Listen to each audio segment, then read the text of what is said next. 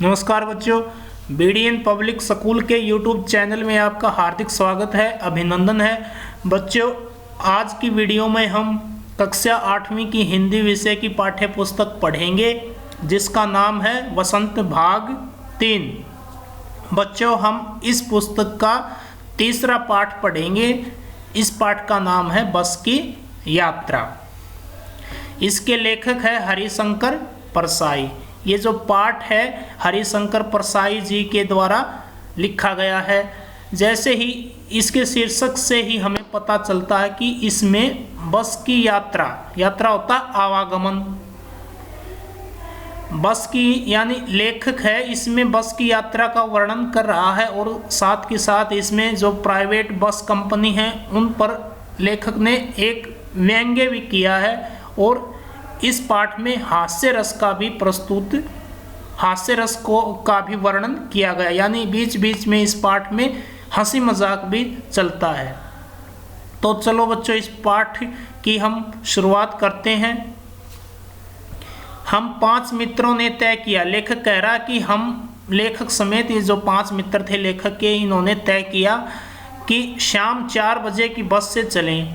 पन्ना से इसी कंपनी की बस सतना के लिए घंटे भर बाद मिल जाती है, जो जबलपुर की ट्रेन मिला देती है। जबलपुर मध्य प्रदेश में पड़ता है बच्चों। लेखक और उसके मित्रों ने जबलपुर जाना है और वे एक बस के माध्यम से पन्ना से सतना की ओर जाने वाली बस को पकड़ते हैं और वहां से ट्रेन में बैठकर जबलपुर जाना चाहते हैं। आगे देखो, सुबह घर पहुंच जाएंगे। हम में से 2 को सुबह काम पर हाजिर होना था, इसलिए वापसी का यही रास्ता अपनाना जरूरी था। लोगों ने सलाह दी कि समझदार आदमी इस शाम वाली बस से सफर नहीं करते। क्या रास्ते में डाकू मिलते हैं? लेखक और उनके मित्रों ने कहा। जब लोग ये कहते हैं कि इस बस से ये शाम वाली बस है, इससे सफ़र करना अच्छा नहीं होता, तो वे कह रहे हैं कि क्यों अच्छा नहीं होता? क्या रास्ते में डाकू मिलते हैं? नहीं, बस डाकिन है। ऐसा क्यों कहा? बस को डाकिन क्यों कहा? देखो बच्चों, चित्र में दिखाई गई है बस इतनी जर्जर पुरानी है, टूटी फूटी है, बहुत साल पुरानी बस लग रही है। इसके टायर भी पूरी तरह से घिसे हुए हैं और जो ये खिड़कियां हैं इसके भी कांच वगैरह जो हैं टूटे हुए हैं, यानी पूरी जर्जर हालत में बस को दिखाया गया है। तो यहाँ पर बस को डाकिन क्यों कहा गया है? बस को डाकिन इसलिए कहा गया है कि जो बस है वो इतनी जर्जर और पुरानी है, जो लेखक और उसके मित्रों को अपने गंतव्य पर नहीं पहुंचा पाएगी। लेखक ऐसा सोच रहे हैं, यानी बीच में ही यह बस रुक जाएगी, ऐसा मालूम हो रहा है बस की हालत को देख करके, इसलिए लेखक ने बस को डाकिन कहा है। आगे देखो, बस को देखा तो श्रद्धा उमड़ पड़ी। खूब वयोवृद्ध का होता है बहुत ही बूढ़ी या जर्जर हालत में, यानी जो बस है वो बहुत ही जर्जर हालत में है, बहुत ही पुरानी है, सदियों के अनुभव के निशान लिए हुए थी।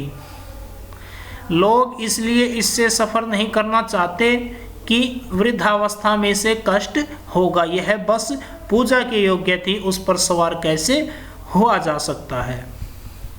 लेखक कह रहा है कि इस बस में सवार होना उचित नहीं है। इस बस की तो केवल पूजा ही होनी चाहिए, क्योंकि यह इतनी जर्जर है, इतनी पुरानी है, यह चलने के लायक है ही नहीं। आगे देखो, बस कंपनी के एक हिस्सेदार भी उसी बस में जा रहे थे।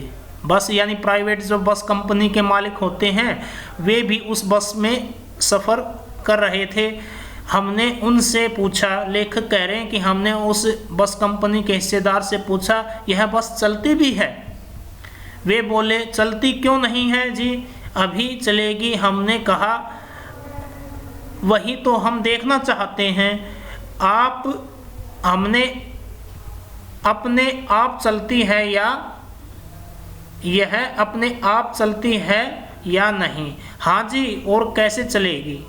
क्योंकि बार बार वही प्रश्न उठाया जा रहा है, क्योंकि जो बस है वो बहुत ही बुरी हालत में है।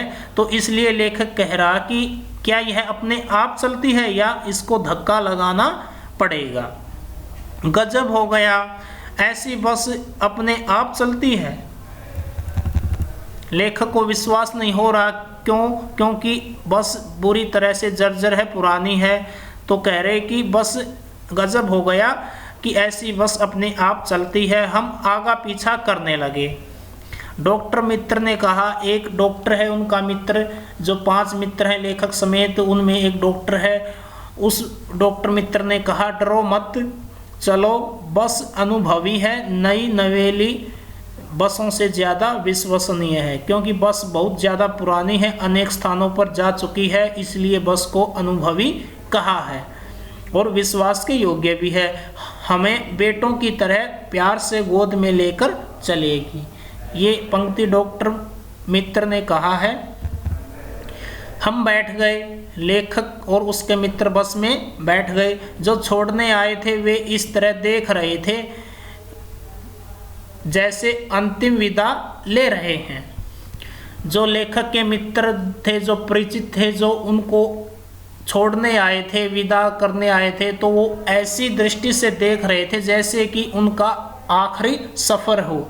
क्योंकि बस की हालत इतनी खराब थी, रास्ते में पता नहीं ये रुक जाए, क्या हो जाए इसके साथ। ऐसी ऐसी कल्पनाएं उनके मन में आ रही थी जैसे उनका आखिरी सफ़र हो। उनकी आंखें कह रही थी, आना जाना तो लगा ही रहता है, आया है सो जाएगा राजा रंक फ़कीर। वे कह रहे थे कि इस संसार में आना जाना तो लगा ही रहता है, जो आया है, जिसका जन्म हुआ है, एक दिन तो उसे जाना ही है, चाहे वह राजा हो, चाहे वह भिखारी हो, चाहे फकीर हो। आदमी को कूच करने के लिए एक निमित्त चाहिए, निमित्त होता कारण। आदमी को जीने के लिए एक ही कारण चाहिए।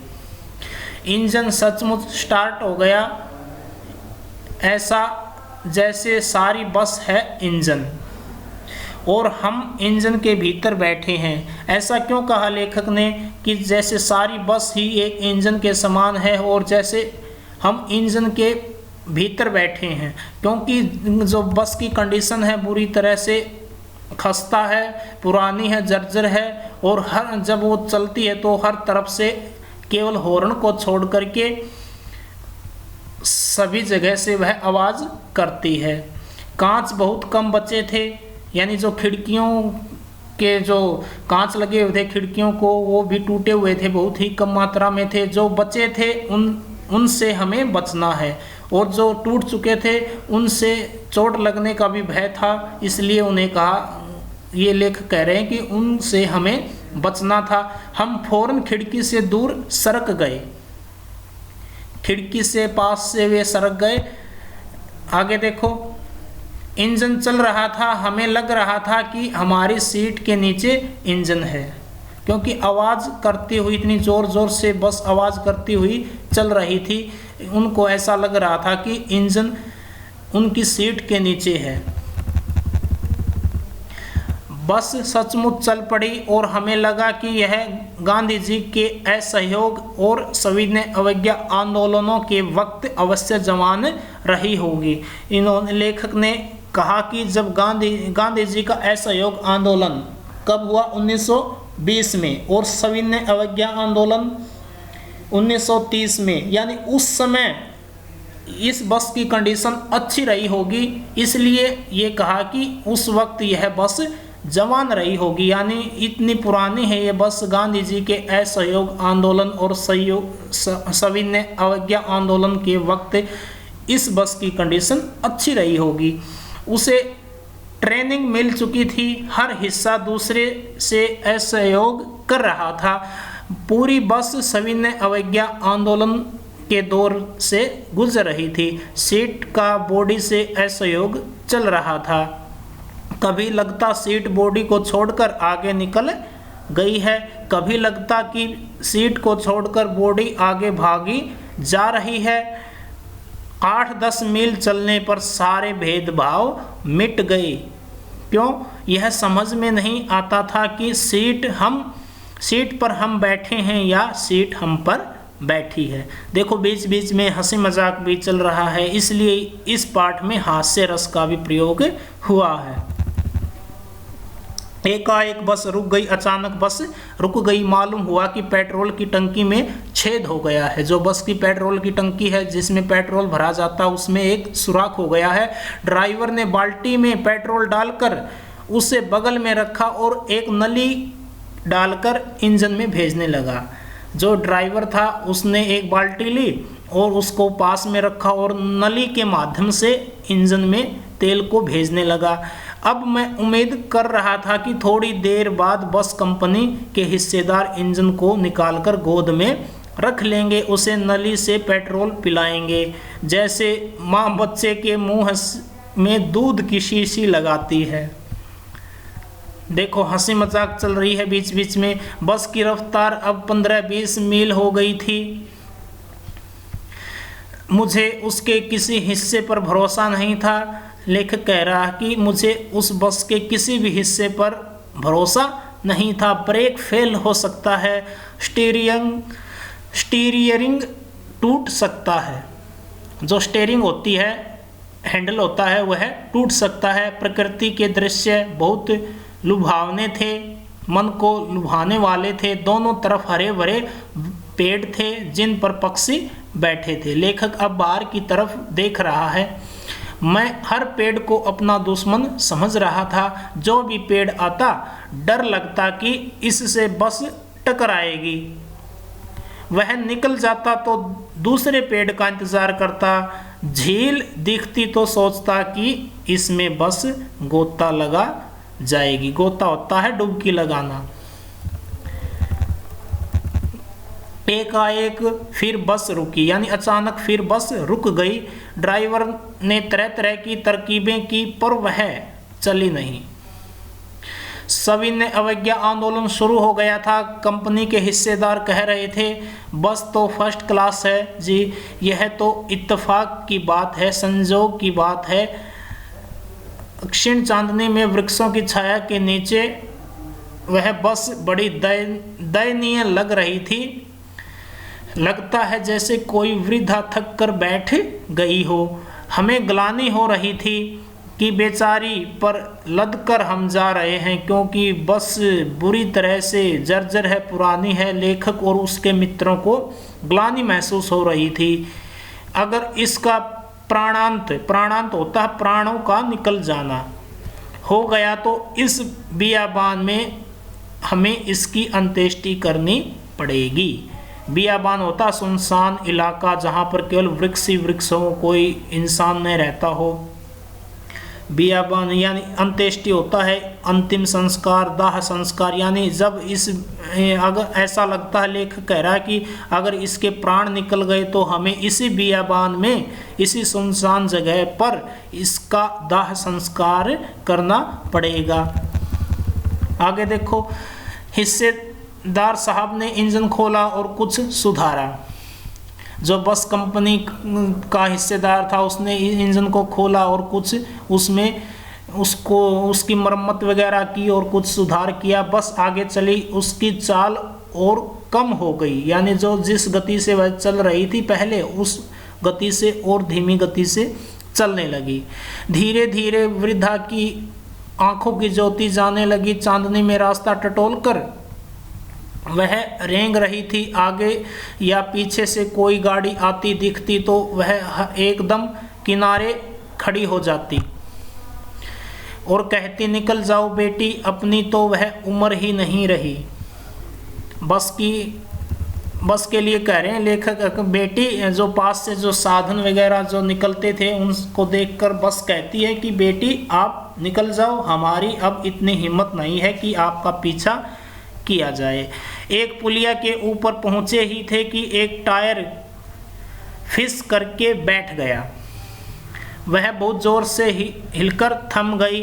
अगर स्पीड में होती तो उछलकर नाले में गिर जाती। मैंने उस कंपनी के हिस्सेदार की तरफ पहली बार श्रद्धाभाव से देखा। वह टायरों की हालत जानते हैं, फिर भी जान हथेली पर लेकर इसी बस से सफ़र कर रहे थे। क्योंकि जो कवि है, जो लेखक है, वो बस कंपनी के मालिकों पर व्यंग्य कर रहे हैं। उत्सर्ग की ऐसी भावना दुर्लभ है। सोचा इस आदमी के साहस और बलिदान भावना का सही उपयोग नहीं हो रहा है। इसे तो किसी क्रांतिकारी आंदोलन का नेता होना चाहिए। अगर बस नाले में गिर पड़ती है और हम सब मर जाते तो देवता बाहें पसारे उसका इंतज़ार करते, कहते वह महान आदमी रहा है जिसने इस टायर के लिए प्राण दे दिए। यानी बस की मरम्मत नहीं करवाना चाहते जो प्राइवेट बस कंपनी के मालिक होते हैं। सर मर गया पर टायर नहीं बदला। दूसरा घिसा टायर लगाकर बस फिर चली, यानी टायर भी बदला तो कैसा, दूसरा ही पुराना ही बदला, नया नहीं डाला। अब हमने वक्त पर पन्ना पहुंचने की उम्मीद छोड़ दी थी। पन्ना कभी भी पहुंचने की उम्मीद छोड़ दी थी। पन्ना क्या, कहीं भी कभी भी पहुंचने की उम्मीद छोड़ दी थी। लगता है जिंदगी इसी बस में गुजारनी है और इससे सीधे उस लोक को प्रयाण कर जाना है। यानी इस संसार को छोड़ उस परलोक को जाना है अगर इस बस में सफ़र किया तो। इस पृथ्वी पर उसकी कोई मंजिल नहीं है। हमारी बेताबी तनाव खत्म हो गए हैं। हम बड़े इत्मीनान से घर की तरह बैठ गए। चिंता जाती रही, हंसी मजाक चालू हो गया। बस की कंडीशन को देखकर जो लेखक है और उसके मित्र हैं डॉक्टर आदि, वे आपस में हंसी मजाक करना शुरू कर देते हैं। इसके लेखक हैं बच्चों हरिशंकर परसाई। इन्होंने प्राइवेट बस कंपनियों पर व्यंग्य भी किया है और इस पाठ में उन्होंने हास्य रस का प्रयोग किया है। बच्चों आज के लिए इतना ही। इसके अभ्यास के प्रश्न आपके व्हाट्सएप नंबर पर भेज दिए जाएंगे। आपने इस पाठ को दोबारा घर पर बैठकर अपने एक बार फिर दोबारा पढ़ना है ताकि इसके कठिन शब्दार्थ आपको समझ में आ जाएं। आज के लिए बच्चों इतना ही। धन्यवाद।